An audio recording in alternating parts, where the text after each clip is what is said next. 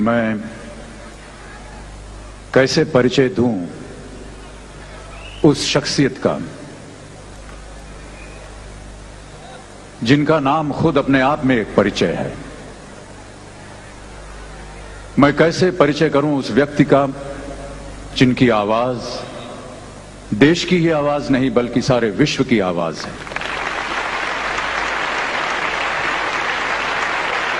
निस्संदेह एक ऐसी आवाज जिसे सही मानों में वॉइस ऑफ द मिलेनियम कहा जाना चाहिए। मैं कैसे परिचय दूं उनका जबकि सुर, ताल, संगीत सब उन्हीं के नाम से शुरू होता है और उन्हीं के नाम से खत्म हो जाता है।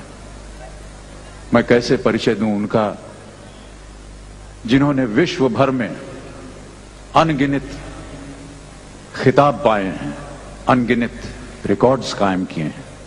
इस अमूल्य रत्न का मूल्य कैसे किया जाए?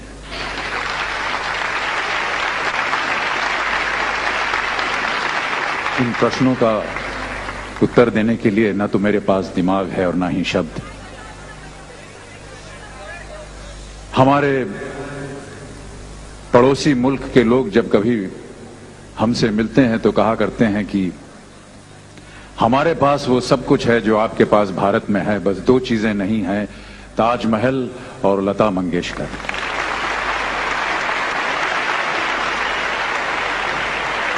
इतनी बड़ी उपलब्धि अपने आप में ही एक अजूबा है। परंतु अपनी छोटी सी हैसियत में लता जी के गुणों का वर्णन करने के लिए मैं प्रयत्न करना चाहता हूं। धृष्टता के लिए लता जी मुझे क्षमा करें। पता नहीं आप लोगों ने कभी सितार को नजदीक से या करीब से देखा है या नहीं। सितार के ऊपर कई एक प्रमुख तारें होती हैं जिसे खींचने से और उस पर उंगलियां फिराने से सितार बज उठता है, उसमें से सुर निकलती है, आवाज निकलती है। इन प्रमुख तारों के नीचे भी 10-12 और तारें होती हैं, कुछ पतली सी, जिन्हें कि आमतौर पर सिंपैथेटिक स्ट्रिंग्स कहा जाता है।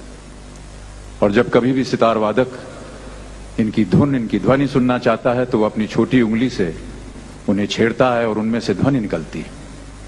लेकिन अक्सर यह होता है कि अगर प्रमुख तार को ऐसे ढंग से खींचा जाए कि उनका सुर सही निकले तो ये सिंपैथेटिक स्ट्रिंग्स अपने आप बज उठते हैं। ये सिंपैथेटिक स्ट्रिंग्स इसलिए बज उठते हैं क्योंकि उस सुर में इतनी प्रबलता होती है, इतनी शुद्धि होती है कि उन्हीं के कारण ये तार अपने आप बज उठते हैं। लता जी के सुर में, लता जी के गायन में, लता जी की आवाज में मेरा ऐसा मानना है कि इतनी प्रबलता है, इतनी शुद्धि है कि वो मनुष्य की आत्मा के तारों को झंकृत कर देती है।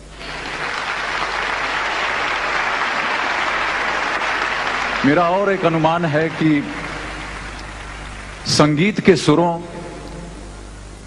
और परमात्मा के बीच एक बहुत ही अद्भुत और विचित्र बंधन है। और यदि कोई ऐसी डोर है या कोई ऐसा तार है जो मनुष्य की आत्मा को परमात्मा के साथ बांधता है, जोड़ता है, तो उस डोर, उस तार का नाम है लता मंगेशकर। देवियों और सज्जनों, साक्षात सरस्वती के इस रूप को मैं शत शत प्रणाम करता हूं